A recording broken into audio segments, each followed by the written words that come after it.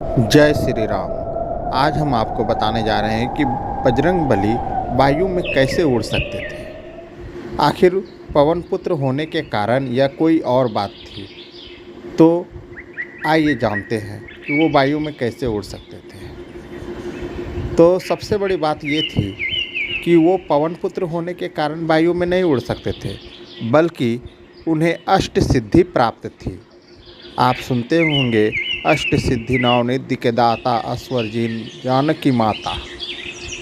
तो इस तरह से अष्ट सिद्धियां प्राप्त होने के कारण ही वो वायु में उड़ सकते थे। अगर आप इसे तर्कपूर्ण समझना चाहते हैं तो आप जानते हैं कि बाहुबली भीम भी वायुपुत्र थे, लेकिन वो हवा में नहीं उड़ सकते थे। लेकिन बजरंगबली वायुपुत्र होते हुए हवा में उड़े, क्योंकि उन्हें अष्ट सिद्धियां प्राप्त थी। जय श्री राम। जय श्री राम, जय हिंद। आज हम लोग बात करते हैं, क्या प्रभु श्री राम ने जीवन में कभी झूठ बोला था? तो हाँ, ऐसा एक बार हुआ था कि प्रभु श्री राम ने जीवन में झूठ बोला था, और वो शूर्पणखा से बोला था। एक बार शूर्पणखा जो है अपने प्रेम अनुनय विनय को लेकर श्री राम पर मोहित होकर उसके समक्ष आई। तो प्रभु श्री राम ने कहा कि मेरा विवाह हो चुका है, तुम मेरे भाई लक्ष्मण के पास जाओ, वह अभी तक कुंवारा है। और वह लक्ष्मण के पास गई तो लक्ष्मण ने प्रभु श्री राम के कहने पर उसके नाक कान काट दिए। ऐसा इसलिए किया गया क्योंकि जो है स्त्रियों का वध जो है उचित नहीं था, इसलिए जो है उसका नाक कान काट कर उसकी सजा उसे जो है दी गई। अब सवाल होता है कि यहाँ पर प्रभु श्री राम ने झूठ कहाँ बोला? तो आपको भी मालूम है कि जो है लक्ष्मण की पत्नी उर्मिला थी, अर्थात उनका भी विवाह हो चुका था, और वो बोले कि मेरा भाई अभी तक कुंवारा है, तुम उसके पास जाओ। तो यह शब्द जो है, इस प्रसंग से पता चलता है कि प्रभु श्री राम ने जीवन में एक बार झूठ बोला था। तो अब यह सवाल होता है कि आखिर यह झूठ क्यों बोला? तो यह झूठ बोलने का कारण भी था। शूर्पणखा अर्थात जिसके नाखून सूप के समान थे, वह कैकसी और विशेषरवा मुनि की पुत्री और रावण की बहन थी। एक शापवश वह शूर्पणखा के रूप में यानी राक्षसी के रूप में उत्पन्न हुई थी। वह एक अप्सरा थी जो आगे चल कर के द्वापर युग में श्री कृष्ण द्वारा जो है कुब्जा नामक ब्राह्मणी या स्त्री के रूप में जो है जानी गई।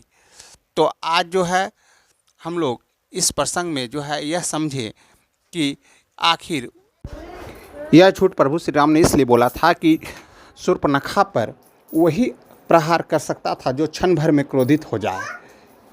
तो पूरे संसार में लक्ष्मण ही एक ऐसे थे जो कि क्षण भर में क्रोधित हो सकते थे, और लक्ष्मण के हाथों ही जो है उस पर प्रहार किया जा सकता था।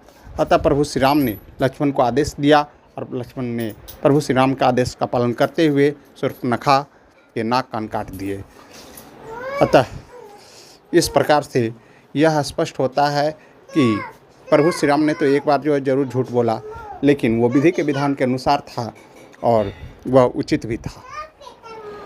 तो आशा है आप लोगों को पसंद आई होगी। जय हिंद। जय श्री राम। प्रभु श्री राम ने अपने प्रिय भाई लक्ष्मण को दिया था मृत्यु दंड। यह प्रसंग उस समय का है जब प्रभु श्री राम लंका विजय करके और अयोध्या आए और अयोध्या के राजा बने थे। सब कुछ कुशल पूर्वक चल रहा था, सब मंगल था।